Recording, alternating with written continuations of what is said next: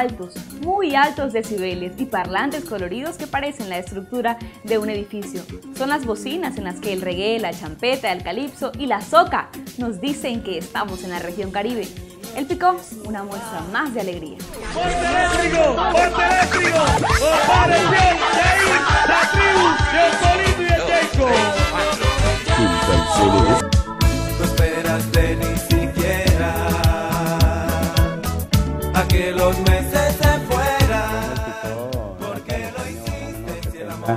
A través del Caribe, lo que es la música africana, llegaron aquí a través de los barcos de turismo. Son como la discoteca de la clase popular del Caribe.